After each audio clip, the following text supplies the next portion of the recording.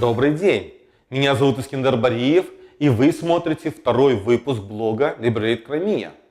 Сегодня поговорим о событиях вокруг 75-й годовщины депортации крымских татар. 24 года понадобилось Украине, чтобы признать депортацию 1944 года геноцидом крымско-татарского народа. Согласно постановлению Верховной Рады Украины от 12 ноября 2015 года, 18 мая признан Днем памяти жертв депортации крымско-татарского народа, а депортация 1944 года актом геноцида. Достаточно солидный срок. И очень жаль, что многим крымским татарам, пострадавшим от масштабного государственного преступления, так и не удалось дожить до этого дня. 9 мая сего года произошло очень важное историческое событие. Сейм Латвии признал депортацию 1944 года геноцидом крымских татар. К слову, это первая страна после Украины, которая пошла на такой шаг. Много разговоров и обсуждений было вокруг этого события. Конечно же, повылазили так называемые эксперты, политологи и другие рупоры кремлевской пропаганды. Так, например, всем известный Анатолий Вассерман заявил, что депортация крымских татар в Среднюю Азию формально стала размазыванием смертной казни на весь народ, который не хотели уничтожать.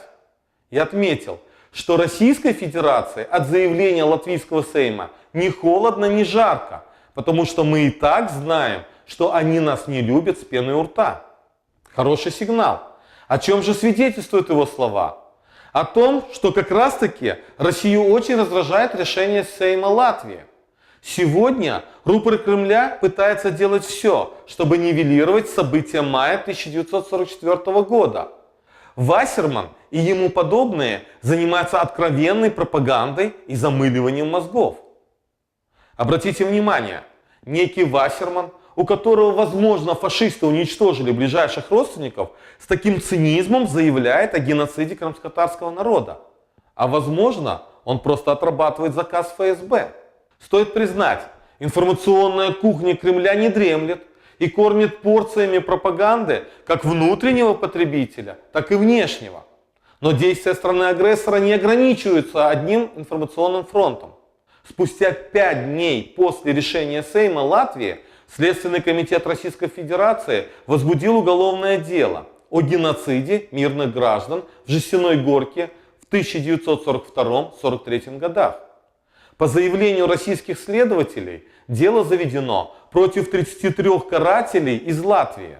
Они якобы убили 42 человека во время Второй мировой войны в районе деревни Жестяная Горка Батецкого района Новгородской области. Совпадение?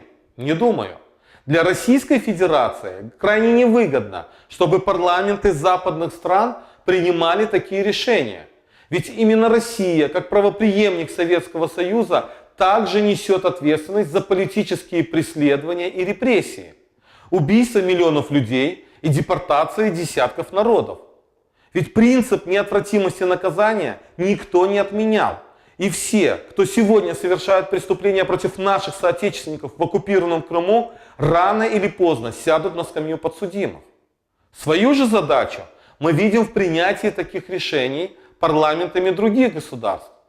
Думаю, что до конца текущего года парламенты минимум 3 европейских стран могут признать депортацию крымско-татарского народа геноцидом.